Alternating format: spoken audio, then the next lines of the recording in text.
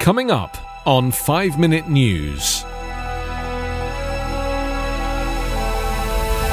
GOP measures target black voter turnout in Georgia. Wealthy white people take advantage of COVID vaccines meant for minorities. And world risks collapse of everything without strong climate action, Attenborough warns UN. It's Wednesday, February 24. I'm Anthony Davis. Fueled by black turnout, Democrats scored stunning wins in Georgia in the presidential and U.S. Senate races. Now, Republicans are trying to make sure it doesn't happen again. GOP lawmakers in the once reliably red state are rolling out an aggressive slate of voting legislation that critics argue is tailored to curtail the power of black voters and undo years of work by Stacey Abrams and others to increase engagement among people of color, including Latino and Asian American communities. The proposals are similar to those pushed by Republicans in other battleground states, adding barriers to mail-in and early voting, major factors in helping Joe Biden win Georgia's 16 electoral college votes, and Raphael Warnock and Jon Ossoff take the 2 Senate seats that gave Democrats control of the chamber. But one aspect of their plans, a proposal to eliminate early voting on Sundays, seems specifically targeted at a traditional get-out-the-vote campaign used by black churches, referred to as souls to the polls.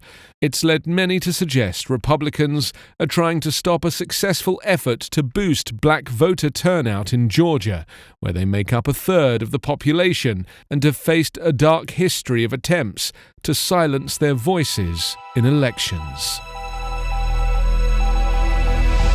A California program intended to improve COVID-19 vaccine availability to people in hard-hit communities of color is being misused by outsiders who are grabbing appointments reserved for residents of underserved Black and Latino areas.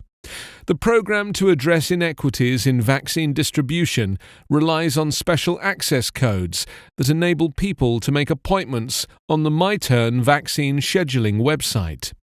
The codes are provided to community organizations to distribute to people in largely Black and Latino communities.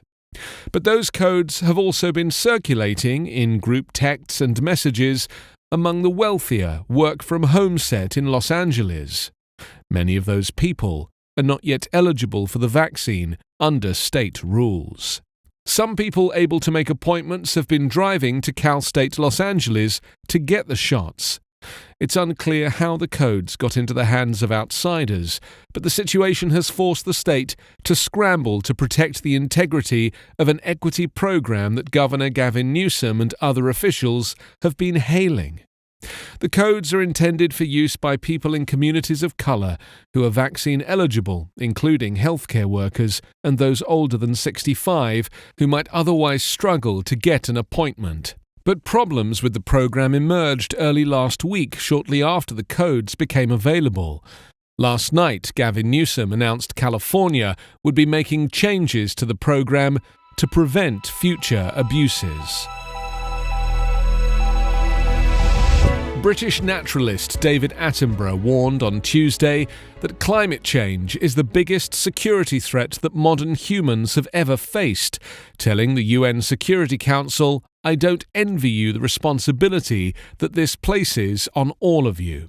94-year-old Attenborough, the world's most influential wildlife broadcaster, addressed a virtual meeting of the 15-member Council on Climate-Related Risks to International Peace and Security, chaired by British Prime Minister Boris Johnson. "If we continue on our current path, we will face the collapse of everything that gives us our security. Food production, access to fresh water, habitable ambient temperature, and ocean food chains," Attenborough said. "And if the natural world can no longer support the most basic of our needs, then much of the rest of civilization will quickly break down," he added. With the world struggling to cut planet-warming emissions fast enough to avoid catastrophic warming, the United Nations will stage a climate summit in November in Glasgow, Scotland. It will be the most important gathering since the 2015 event that yielded the Paris Agreement, where nearly 200 countries committed to halt rising temperatures quickly enough to avoid catastrophic change. UN Secretary-General Antonio Guterres pushed countries, companies, cities and financial institutions to make ambitious commitments to cut global emissions. China and the United States are the world's biggest emitters of greenhouse gases. You can subscribe to 5 Minute News on YouTube with your preferred podcast app. Ask your smart speaker or enable 5 Minute News as your Amazon Alexa flash briefing skill. Subscribe, rate and review online at 5minute.news. 5 Minute News is an Evergreen Podcast covering politics, inequality, health and climate, delivering independent, unbiased and essential world news daily.